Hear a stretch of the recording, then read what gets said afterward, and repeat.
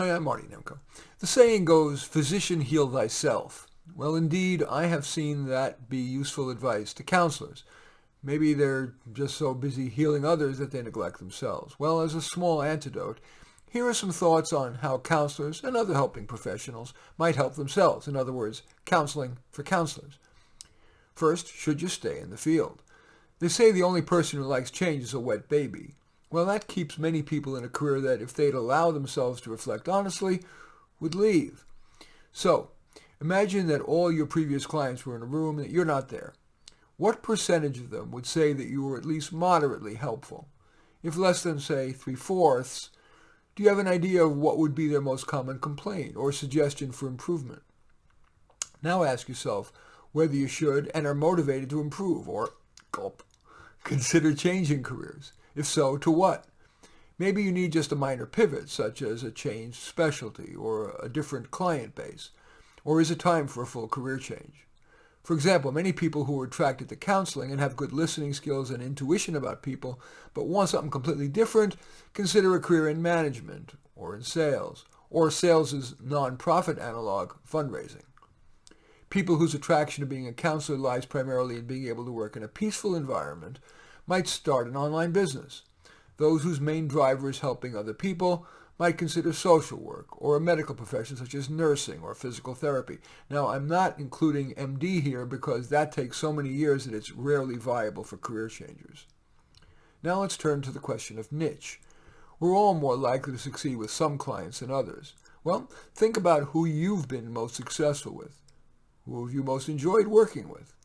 Having trouble figuring that out? Well, go through your calendar for the last year or two and write the names of the clients you most succeeded with and enjoyed, as well as those you were least successful with and liked least.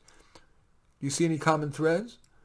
Some examples: people with emotional blocks, people who need tactical guidance, people of a certain demographic, with a particular kind of problem, or some other characteristic like leaders, or unemployed PhDs, or underemployed PhDs, ex-offenders, the long-term unemployed, or high IQ people. Now let's turn to style. Many counselors emulate the style that they learned during their training. If that style is working for you, great. But if not, ask yourself where on these continua your effectiveness and pleasure might be maximized. The continuum of assertive on one end and facilitating on the other end of the continuum. The continuum of being a brief counselor, say 1 to 5 sessions, and on the other end of the continuum, 10 plus sessions. Another continuum is, do you want to focus mainly on past trauma or on the present and future?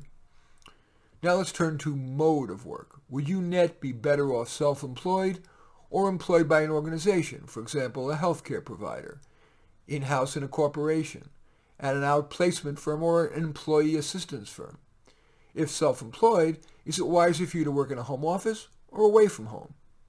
Now let's turn to marketing. If your practice isn't full, you may need to market. Are you spending enough time on that? Are you using the method or methods that work best for you? Often the best method is the one you're motivated to use regularly. For some people, that's one-on-ones with friends and colleagues. For other people, it's developing reciprocal relationships with other providers. Still, other people should focus on writing or on giving talks, for example, on YouTube, or in libraries, fraternal or religious organizations as they begin to open up amid COVID. Finally, let's turn to growing. Are you growing as much as you want or need? If not, should you be observing master practitioners and having them observe you? Should you join or start a client review group with respected colleagues? Should you make a habit of regularly reading articles that would benefit your work with a challenging client? Should you take a class? Two identical twins in the same profession could have very different levels of effectiveness and of satisfaction. Might one or more of the ideas that I've just shared with you improve your satisfaction and effectiveness? In any event, I do thank you for watching. I'm Marty Nemko. I welcome your thumbs up and accept your thumbs down.